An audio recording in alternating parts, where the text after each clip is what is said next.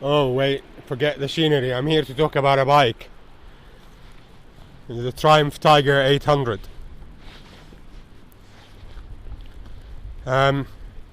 Those of you who saw the video when I said, RJ, where are you?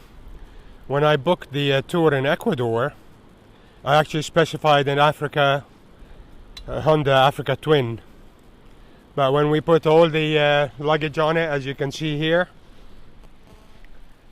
it just couldn't handle it. Mrs. RJ sat at the back, and I came out of the touring bike shop, and the front went haywire. It just couldn't handle the weight.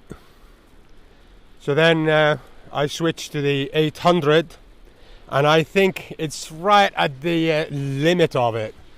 So handling wise, I can't really tell you how the bike behaves, because it's still very light at the front. I had to sit all the way in, and when we came to the twisty challenging stuff, I asked Mrs. RJ to move forward as well, to put more weight at the front.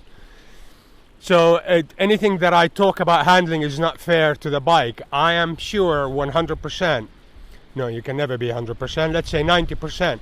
If it is a single guy touring on it, then it is a very, very good bike. But with two of us and all this luggage, it was right at the limit.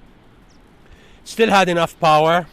It's a very revvy engine, so you've got to keep it at 8,000 RPM in order to get power out of it. Now, as to weight, people say, why travel with so much weight?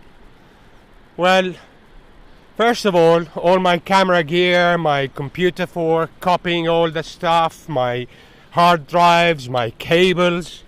And then if you travel with a woman, you will then understand. I mean, I'm happy with a pair of jeans and a pair of socks and underwear, and that's all what I need, along with my, of course, camera equipment and all that things that go with the life of a guy like me, who likes to record every single second of his adventures.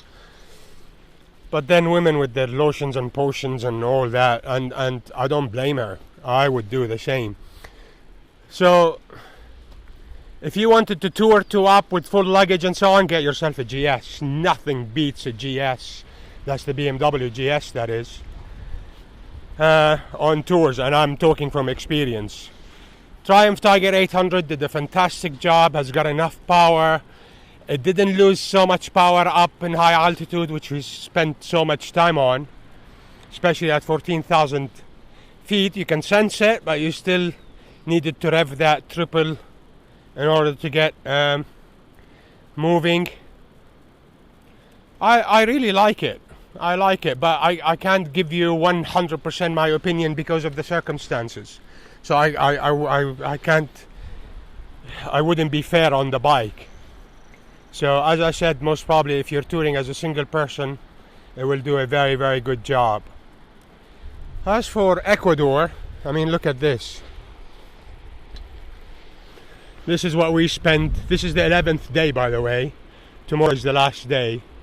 This is what we spent 11 days looking at and riding in. Absolutely incredible country. Now, what really gets on my nerves are, especially on the other video, are people commenting, oh, it's so dangerous, be careful, lots of thefts, and what utter garbage, man. Don't make your judgment until you have actually visited the country. Not a single second that me or Mrs. RJ felt uncomfortable or that this is a tricky situation. Not a single second. And even the British Home Office on their website warn you that careful in Ecuador. Well, maybe if you go to dodgy areas or ask for it, I don't know. But we haven't had a single second. On the contrary, all the people were welcoming. I can't speak Spanish. I can say a few words. They didn't mind. We tried with sign language, with even Google Translate, which was very funny. Sit in a restaurant and do Google Translate and all that stuff. It's just incredible.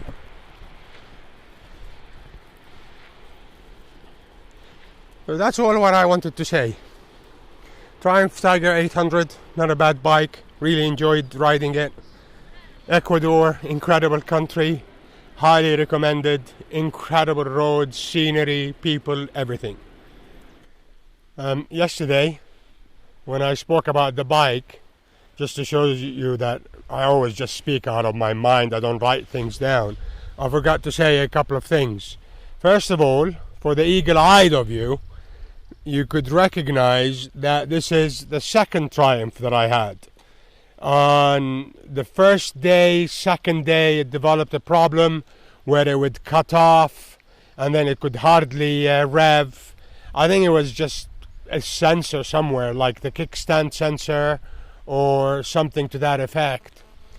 And it just didn't feel right. So the touring company, they give you a prepaid phone to report any problems. So on the second day in the afternoon, the Sat-Nav stopped charging as well. So I called them and I reported it, and they said, no problem, we will send you someone over to fix the bike at your stop, which is the hotel at the end of the day. Arrived at the hotel. Next morning I wake up, because they said it would be about 11:30 at night. Next morning I wake up and the mechanic was there with a second bike on his truck, which is this one here, and it was almost brand new. It's done about 4,000 kilometers and had zero problems ever since. No problems at all. The second thing, Mrs. RJ wanted to tell you that when she sits at the back, she's really tiny and she's not heavy. So don't think that she weighs 100 kilograms.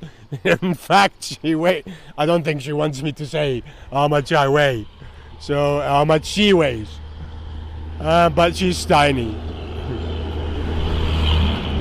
I thought I'll stop at this mountain and there won't be so much traffic, but there was. We are on our way, climbing up to 13,500 feet today.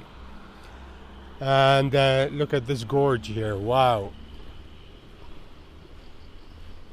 Let's have a look. We're coming out of the Amazon on the 12th day. We spent the night in the Amazon. We went trekking into the Amazon. We swam under a fantastic waterfall. It's incredible. This country is incredible, guys. I got the bike from Freedom Bike Rental, and I'm doing this not as because they sponsor me or anything. Actually, I paid full whack and they never knew who I was up until one guy recognized me. And I just want to show you a bit about their setup, which is really very impressive.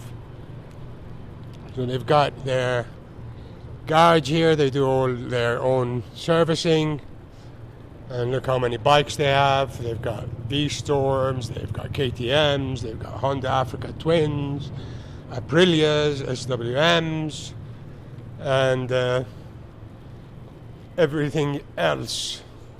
And the reason why I want to do this video is that we had a problem with the first bike they gave us. It developed an electrical problem, and I just asked them, and it turned out to be a throttle sensor.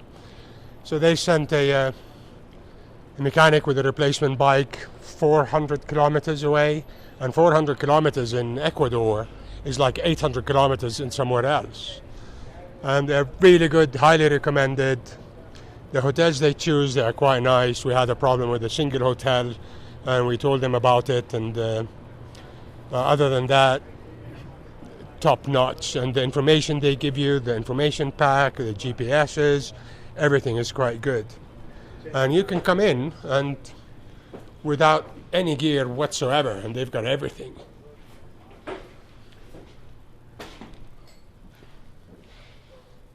There's the Africa Twins. Unfortunately, couldn't take the luggage, but we all know how they perform on the road.